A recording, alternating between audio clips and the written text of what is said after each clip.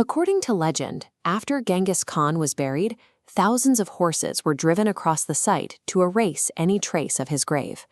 The 14th century Persian historian Rashid al-Din recorded that the ruler's funeral procession operated under total secrecy. Anyone encountering the royal cortege was executed on the spot to keep the location hidden. Today, scientists are analyzing skeletal remains from graves in the Ulatal region of Kazakhstan, looking for genetic markers tied to his eldest son, Jochi, to help narrow down the search area. This level of absolute erasure leaves a lingering question. Why go to such extremes to hide one man? And how did a steppe outcast build the largest contiguous land empire in human history? In the 12th century, the Eurasian steppes were a fragmented landscape. It was a chaotic environment defined by endless, bloody feuds among scattered nomadic tribes. Meanwhile, the dominant military powers in Europe and Asia relied on slow, rigid systems, armies built on wealth and heavily armored nobility, rather than maneuverability. The Mongolian text, known as The Secret History of the Mongols, details the brutal youth of a boy named Temujin. His father was murdered, and his family was abandoned by their tribe, forcing him to survive as an outcast in this severe environment.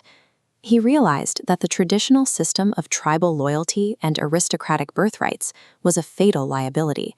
To survive, that old order had to be completely dismantled. Temujin began uniting the nomadic factions by replacing the old aristocracy with an absolute meritocracy. Power and rank were awarded based strictly on competence, rather than lineage. He forged a unified identity out of these desperate factions, taking the title Genghis Khan.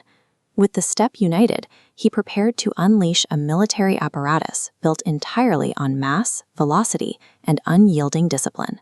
This document outlines the core of the Mongol operating system.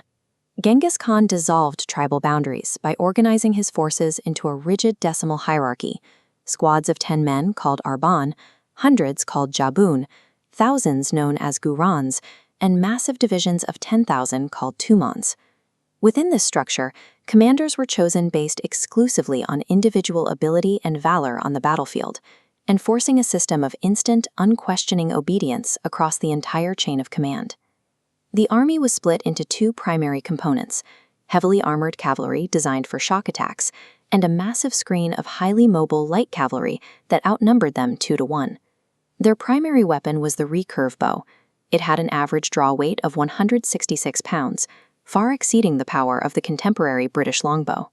Warriors carried specialized quivers, one filled with lighter arrows for rapid close-range combat, and another holding heavier, armor-penetrating arrows for long-range engagements. But their definitive advantage was mobility. Every single Mongol soldier traveled with a string of 2 to 3 extra ponies. When speed was required, troops would switch mounts 2 or 3 times a day, allowing them to keep riding without exhausting the animals.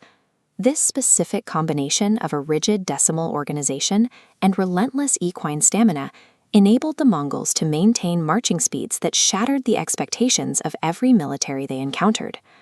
Military training revolved around the annual Nurj, a 3-month winter hunt used to temper discipline. The army's wings advanced hundreds of miles to encircle game.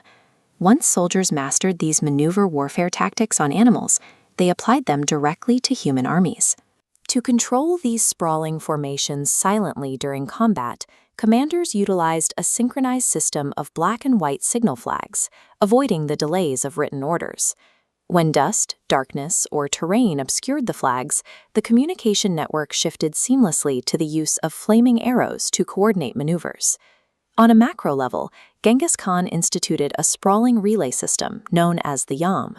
This network of meticulously placed rest stations provided fresh horses, food, and shelter for messengers. By passing information from one rider to the next, military intelligence could cover 200 to 300 kilometers in a single day. This rapid communication allowed Genghis Khan to see the continent clearly. By operating entirely inside his enemy's decision cycles, he executed maneuvers with devastating coordination. The operational output of this machine was staggering. The Mongols annihilated the Shah and Jin dynasties and pushed deep into Eastern Europe, devastating nearly every force in their path. They were also highly adaptable. When faced with fortified cities, The Mongols conscripted top Chinese siege engineers to breach the walls, incorporating foreign technology into their own ranks. But as the conquest stabilized, an unexpected paradox emerged. The exact same systems engineered for total war became the foundation for a deeply connected, prosperous era.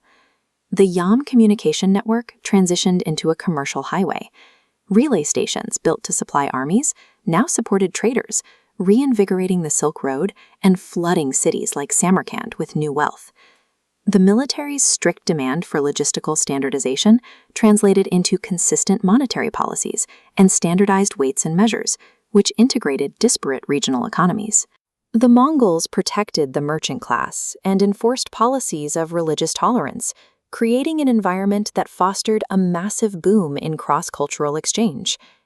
Genghis Khan is widely remembered as a ruthless warlord, yet his true genius was organizational. He engineered a machine so devastatingly efficient that it permanently interconnected the economies, cultures, and technologies of the East and West.